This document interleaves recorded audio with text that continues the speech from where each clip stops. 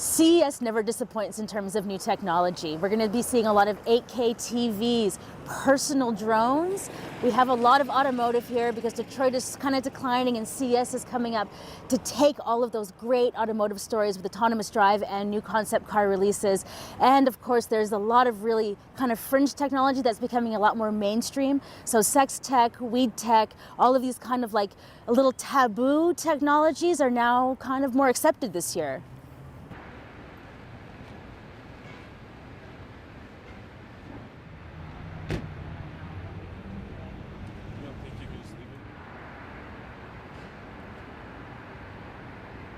We always come here to talk about the latest and greatest of technology, but I think this year will be a little bit different. I don't know if it's just the cool thing to do in 2020 or if the world has really come to a point where we care about the world around us. And I think sustainability is going to be a big part of the conversation this year. How can we use technology responsibly? How can the technology we use help us not only to live better lives, but also take better care of our planet?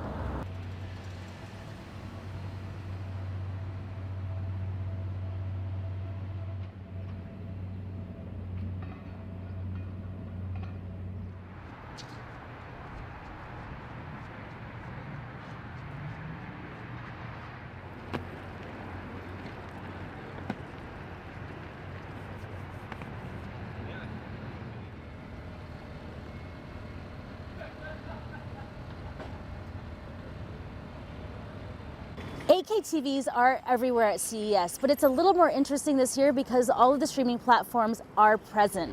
And Streaming Wars 2020, whoever's going to offer 8K upscaling first is going to, be a little more competitive to the consumer.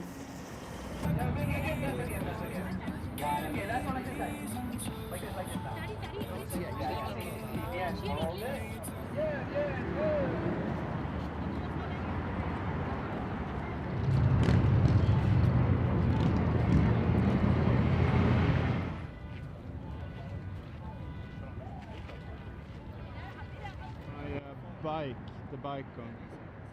But you basically put them in one edit if you want to. For me, CES is about using technology to solve problems that we have in the world. And streaming services came about as a solution to the cable problem, how much it costs monthly to pay for a cable service. You had hashtags like cut the cord so that you didn't have to rely on expensive cable subscriptions. Now we're back at square one, I believe, because you think about how much it costs. If it's $9.99 for each of these services, if you really want to be able to watch all your favorite shows, you have to subscribe to each of these services individually. So that is a problem today, and that's now a problem that needs to be solved in the future. Will there be an aggregation of streaming services? I don't think so.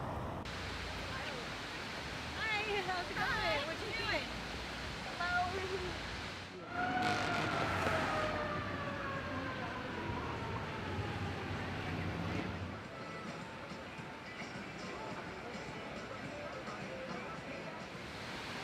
There's only a few seconds in the world. Can they support this sort of thing?